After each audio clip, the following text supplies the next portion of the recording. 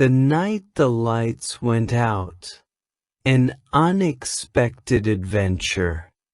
It was a stormy Thursday evening when the lights suddenly flickered and went out. 10-year-old Max had been in the middle of his favorite video game, and now he sat in darkness, the controller useless in his hands. "Mom," he called out, a hint of panic in his voice. "It's okay, honey," his mom replied, her voice coming from the kitchen. "It's just a power outage. Stay where you are. I'm coming with a flashlight." A beam of light appeared, bobbing towards Max as his mom navigated through the dark living room.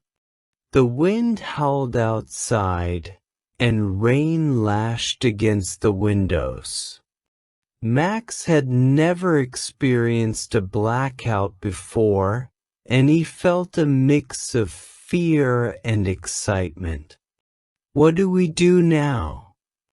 Max asked as his mom handed him a flashlight of his own. "Well, first things first, we need to check on Grandpa upstairs and make sure he's okay," Mom said. Together, they climbed the stairs, their flashlight beams dancing on the walls. Grandpa was fine, already prepared with a battery-powered radio and some candles. "In my day," he chuckled, "we didn't have all these gadgets." A power outage was just another Tuesday night. As they headed back downstairs, Max's mind raced with questions. How long would the power be out? What if it lasted for days? What about all the food in the fridge? His mom, sensing his worry, suggested they turn this unexpected event into an adventure. "Let's gather in the living room and create a cozy camp," she said. Max's spirit lifted at the idea. They collected all the pillows and blankets they could find, building a fort in the middle of the room. Mom lit some candles, placing them safely around the room, and soon the space was filled with a warm, flickering glow. Grandpa came down with his radio, and they listened to updates about the storm and the power outage. "Looks like it might be a few hours before they get everything back up," he reported. Instead of feeling disappointed, Max found himself getting excited. This was different from his usual evenings of TV and video games. It felt like an adventure straight out of one of his books. Mom brought out some board games they hadn't played in ages. By candlelight, they played Monopoly, laughing as Grandpa somehow managed to buy all the best properties. Max had forgotten how much fun these old games could be. As their Monopoly empire building continued, Mom disappeared into the kitchen. She returned with a tray of sandwiches and a bag of marshmallows. "Who's up for indoor s'mores?" she asked with a grin. Using candles and skewers, they toasted marshmallows right there in the living room. Max had never tasted anything so delicious. The slight smokiness from the candle added a unique flavor to the gooey treats. With full bellies and the board game finished, they sat in their blanket fort, sharing stories.